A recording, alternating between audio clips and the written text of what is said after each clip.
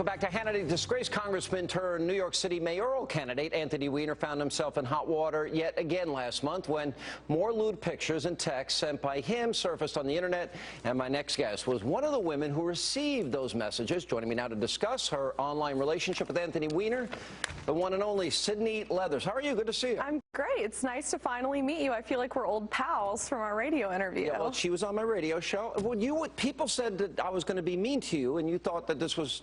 What did they say? You thought I was going to be mean. Why did you think that? Well, I kind of thought that you might attack me just because we obviously have some political differences. Right. But I will say, on the other hand, it's not surprising that you're nice to me because I'm taking down a Democrat. If I were going after a Republican, I think it might be a little different. You know, actually, I want good, honest people in government that aren't phonies. Do you? And that's both parts. Yeah, I'm sick of hypocrisy. So you don't like Senator David Vitter? You don't have a problem with him and his prostitutes? I do. And I think it's a fair point that you make. Thank you. But I really want, I think we can, I think there's a better group of people we can elect, and we don't elect them. It's true. You know? All right, let me ask, so let's start with Weiner. Okay. How did all this happen? How did this begin?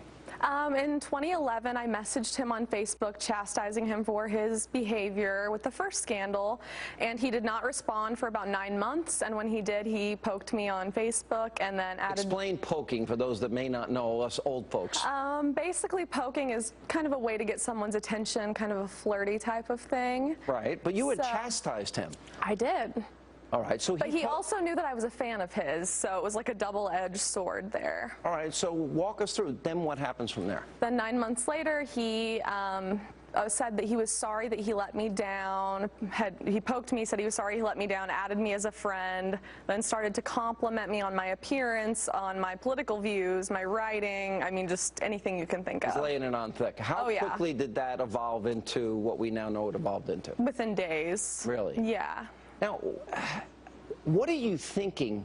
You're what, 23 years old? I was 22 at the time. 22 at the time. What are you thinking when he starts the flirty stuff? In a way, I was shocked, but I was also flattered because, like I said, I had this man on a pedestal even after the first silly scandal. So, yeah, I was flattered. Yeah. All right, but you're not. You're 22 at the time. You're an adult, a young adult, and you went along with this. I did. Why?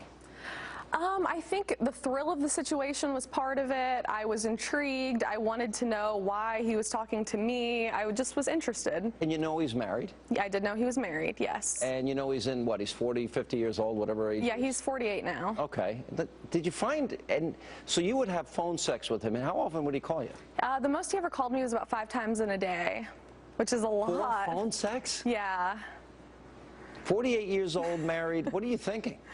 I mean, obviously, he is maybe not getting the attention he needs at home. Did you ever talk about that?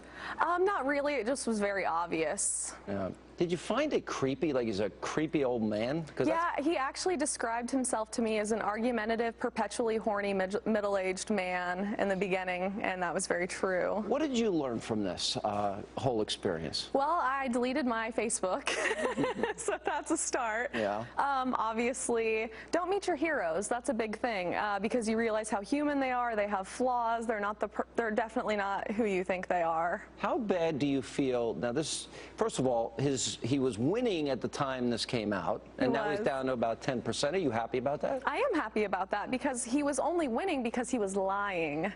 That's the problem. Did he talk about his relationship with his wife? Very little. He talked about his cats more than he talked about his wife or child. You know, I'm really afraid to ask this question, but I'm going to ask it anyway. Okay. Apparently, he disliked me the most out of... Yeah. I'm actually proud of that on the other side. He said you were the worst. And you, at the time, you told me you agreed with him. Well, I didn't say you were the worst. I actually was expecting him to say a colleague in the House, so I was thinking of, you know, Michele Bachmann or some nut that I don't like. Right. But he said you, so yeah. All right. What if, because you're going to a gentleman's club in New York tonight. Right, but let's be clear, I'm hosting, I'm not stripping or doing anything like that. All right, and then you did these pictures, and this guy wants you to do pornographic movies.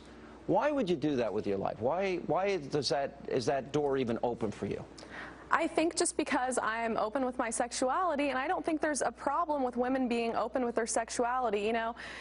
It turns into slut shaming the second a woman is open and honest about her sexuality, but men get away with bad behavior all the time. Ask me if for my son or my daughter if I would prefer they be a doctor, lawyer, or professional, or to do that. Yeah, but I'm not your son or daughter. No, you're not. That's true. But have you talked to your parents? Are they okay with all that? My dad is the greatest guy in the world. He loves me unconditionally, and I would assume you love your children unconditionally. I do, but sometimes I disagree with some of their decisions. Does he agree with this? I think whatever I decide to do, I'm an adult, and he's going to love me no matter what and stand by me. He's a great man. I'm very lucky. Do you feel bad about his wife, what she's gone through? That's the part that gets me the most, honestly. Yes, I do feel badly for her, but on the other hand, she obviously enables him and stands by this behavior repeatedly, so it's hard. You know, you feel bad, but then again, she sticks by him, so... Well, so in that sense, she knows what's going on. It's confusing in that way. Do you think he's capable of changing, or is it impossible? I mean, don't you think he would have changed when he got help the first time? That's a good point. All right, stay right there. We're going to come back. I want to play a couple things that Mr. Weiner said. We'll have more with Sydney Leathers right after the break. And with Sydney Leathers, you said something in the break. I said to you, well, what will you think about if you do this pornography movie at 50? And what you said? I said I might not live that long. No, you said you don't want to live that long. Why? I did say that. Crew? I just said I did say that. You did I wasn't say that. Denying it, yeah. But you want to live to 50, right? You want to live I don't know. I don't know. Really? Really. 40? I can, maybe. We'll see. We'll see. We'll do some Botox. Oh, my gosh. Don't go near that stuff either. All right. Anthony Weiner was asked about his wife. She's still involved in the campaign. Let me get your reaction to this. Is Huma still working on the campaign? She's helping out every day. Do you know what her role in Hillary's 2016 campaign is going to be? I do. And what will it be? I'm not telling you. All right. Did he talk about Hillary at all? No, he didn't talk about Hillary at all with me, but that doesn't really surprise me. And I think a lot of the time when we were speaking, Huma was probably with Hillary, so. There was a moment here, let me play this, where he drops the F-bomb when talking about New York City bike lanes. I want to get your reaction to this. I once made a joke when I said it to Mike Bloomberg, and this was in the height of a lot of the controversy about the bike lanes. You know, I said the first thing I was going to do as mayor was hold a press conference tearing out your, there's the internet, right? Tearing out your bike lanes. And it was a joke. Is there this side of these politicians, in this case Weiner, that everyone would be shocked to know? Yeah, and oddly enough, I kind of enjoy that side of him. Oh, my God. All right, have fun at the Gentlemen's Club tonight. I will. Thank you for being with us. You have fun on Fox News. I will. Thank you for coming.